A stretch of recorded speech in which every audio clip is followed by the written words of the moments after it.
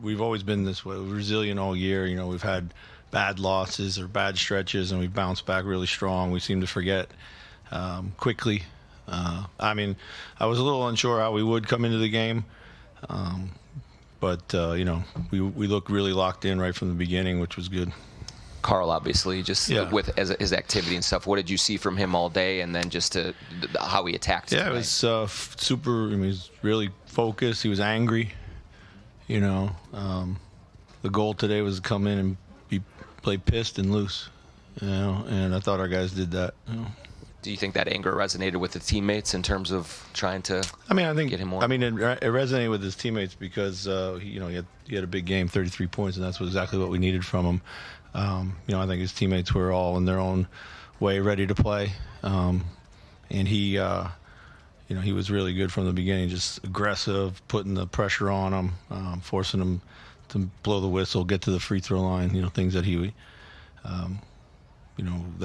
hadn't been doing the last couple games. So your collective defense on Ja and just on that team in general, just what was the key to kind of keeping on top of them outside of Bane?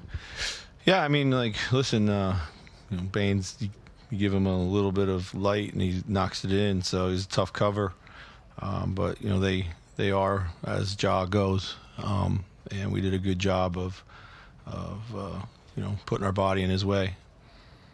But also did a great job on the glass. They only had 6 offensive rebounds, and they've been pretty dominant there. So it was kind of the Jordan McLaughlin we've seen the second half of the season. What went into not playing him Game 3, and why did you change your mind tonight? Sometimes you do stupid things. Our 2 guards, PB and D'Lo, played so well in Game 3. I just kept kind of going back and forth between them. I regretted not playing J-Mac just because we ran out of gas. But he was, it was awesome tonight. It was, special actually. So. Is Ant giving you heart attacks with these knee scares, or? Yeah, I guess he said he just got a little bit of a shooting pain when he took off. So.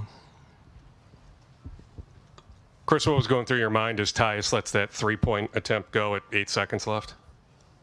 It didn't look particularly good from my angle, so I was just hoping we got the rebound.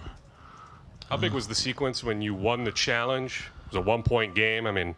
You went up at 23-22. I don't think you ever relinquished the lead from that point on. How big was that challenge when then that ensuing possession Cat hits the 3? Yeah, it was huge. It was it was great. We've actually not been really smart with our challenges recently. We've made a lot of emotional ones, ones that are tough to overturn.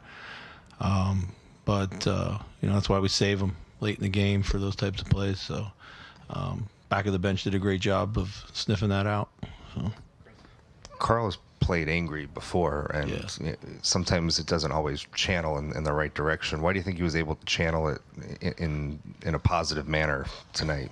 That's a question for him, really. But I just, I don't. He was angry, I think, at a lot of different things, but not distractedly so. I thought he did a great job of keeping his emotions in the right place. Play with a lot of emotion, which is what he needs to do because it fuels his game. But he, channeled it into his game, not elsewhere. Bane had 7 threes in the first half, only 1 at the very end in the second half. What was the renewed focus on him, and how do you defend him as well as Morant and not try to sacrifice either? Sometimes you can't cover it all, and we got to just find him a little quicker. And, he does a really good job of moving into the right space when you're in rotation. He's got a quick release and deep range, and sometimes I think his range catches our guys off guard still a little bit. And we kind of short closed him a few times in the first half, and we talked about that at halftime, but we can't do that. So. Okay. Chris, you mentioned the only 6 offensive rebounds for Memphis tonight. You talked coming into this series about keeping them off the glass and transition were important. Why do you think that was a success for you guys tonight? Why did I think that we rebounded well tonight? Rebounded well and kept them out of transition. We scored pretty well. So, it gave us a chance to get back and set our defense. I don't think we didn't have any turnover runs where we turned it over a bunch in consecutive possessions. I kept them out of transition. I think we just made it a big point of emphasis. We tried to keep Vando lower in his matchups. So that kept him a little bit more around the rim. Cat did a really, really good job on the glass. He had 12 defensive rebounds, so that was huge. And then the environment here tonight. How can you articulate what that energy and stuff provides for you guys? Man, it's awesome. I'd like to play all my games at 9 o'clock. With a Twins game to get everybody warmed up. It was this. There's been a great crowd all year. It's been growing and growing and growing, and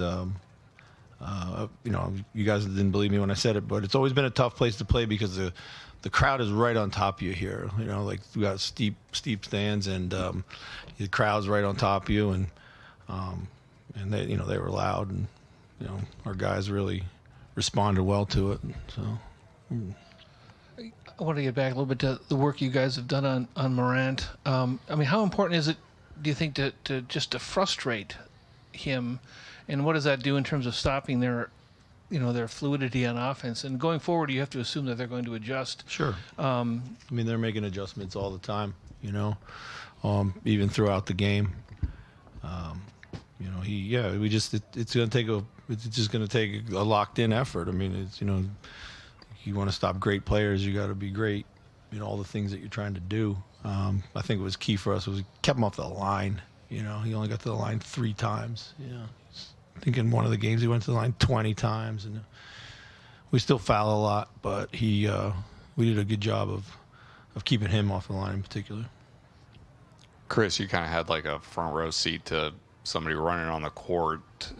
What did you see from your perspective when that all went down? It was another unfortunate incident where I don't have a whole lot to say about it. We're just trying to focus on winning basketball games. So. Does Mike and Nori have a future as a bouncer if this basketball thing doesn't work out? I don't know. He's got the body for it. You didn't expect to play Vando 35 minutes tonight, but Jaden got in foul trouble. But you only had 3 fouls and obviously played his usual hard, aggressive game. Yes. How important was that? Yeah, game 2, I think I played him 9 minutes, and I just that's just not going to work. We're just a better team when he's out there. So I was kind of mad at myself for that, but he's just his hustle, his energy, his physicality. It's very important. Has been for us all year. In many ways, like the 35 minutes. Jaden didn't necessarily play that great tonight. He had a couple moments here and there, but we're just trying to find minutes to rest Vando more than anything else. We want to keep him out there as long as we could. Having a player of that intensity, does it matter more when you play a team like the Grizzlies that roughs it up so much? Yeah, then they always, a lot of the game they give you 2 bigs, and some, with Vando, it's, that's as big as we get sometimes. So we just gotta do that. You haven't run too many plays in this series, at least, to get Karl threes. You did after that review. Is that just kind of knowing where he's hot there and wanting to get him something easy? Yeah, that's that's something we used to do a lot more for him, and we felt that we maybe get him a good look right there. I think he was in a little bit of a groove, so it's a good time to get him the ball. I think PB set a great screen. Why did you stop doing that when you did it more in the season? Was it because they didn't go in very often, or? No, we just it's not something you can do time and time again, so it's more of a special situation thing.